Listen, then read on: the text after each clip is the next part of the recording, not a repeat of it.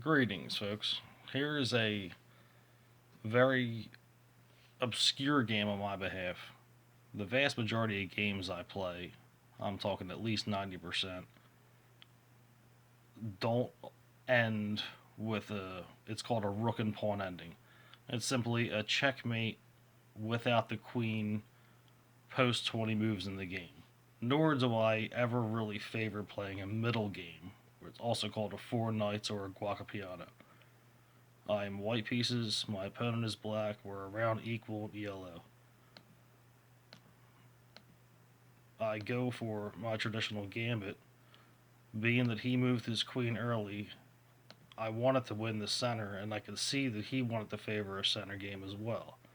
It's been a little bit, what the hell.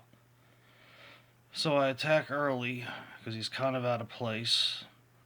I win that pawn and I win the center. In addition, around this time, as you see, my queen is directly in front of my knight, centered, and I'm pursuing something dynamic like putting him in a queen king fork or somehow winning his queen early. I kind of have him in a bind right now. So he continues with the center game. I pin the center knight. Immediately, he can. Like, I thought he was going to play something like a push, but that's a very unorthodox move right there. So I recenter my knight. He goes to attack my knight because it's in front of my queen. He actually wins in this exchange and ends up going up a piece. As usual, I really don't care about that. Because even in the event he was going to win the queen, I was going to get his, and so forth. So sometimes, go ahead, take it if you want. Because there's my backdoor move. That's my favorite move in chess. When the first queen's move is an immediate attack on that H or A rank line. So now I have right there, I threatened an immediate mate. So he plays just a traditional block. And there's my castle. He still hasn't castled, so I want to pursue a threat at that. And there's my opportunity. Give that bishop a diagonal, threaten this square right here. He plays out of it. I can still make it so he cannot castle by threatening with a check right there. He has to move his king or give me his queen. So he moves his king. You cannot castle after moving your king. Simple rule. And now there's only my third queen move, giving my queen a nice long diagonal, covering a lot of squares.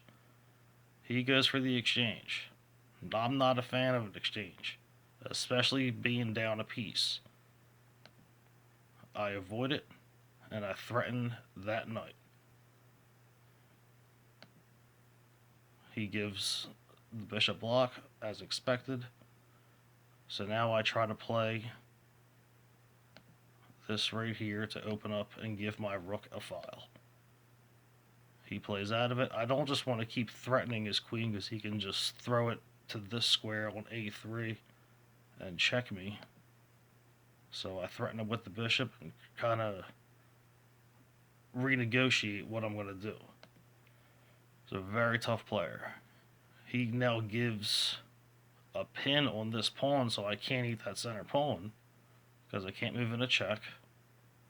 So I go for the rook king fork right there. Threatening his rook, threatening his king. He has to move his king. So now that he moved his king out of position, this is the beginning of the end for him. I then finally eat that center and I threaten his queen. But he has a nice long diagonal for a check right there with the bishop on h5. But that gives me the opportunity to take my king out of a pin and attack myself. But he goes for the exchange on the center again and throws me into check. I have to take his queen. He now goes up a piece, and it's a queenless game. But that's not a big deal if you know how to move your pieces. So I eat that center pawn with my rook. I have these three pieces, 1, 2, 3, out in the center on attack, and I have this rook I'm not even using. He's probably going to try to attack that rook. That's fine with me. And he does just that.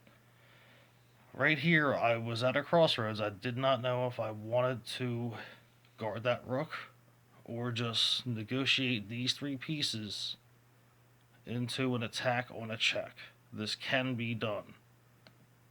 I say, what the hell, start with a check. He's going to move to his back camp, most likely, and he does. Instead of moving to this, which would have been a totally different game, he corners himself. Very bad mistake. So I say, you know what the hell? Again, you can take that piece all you want. I'm going to win this game because now I have a threat on this pawn with this bishop, so I can eat it with my bishop and then win that bishop.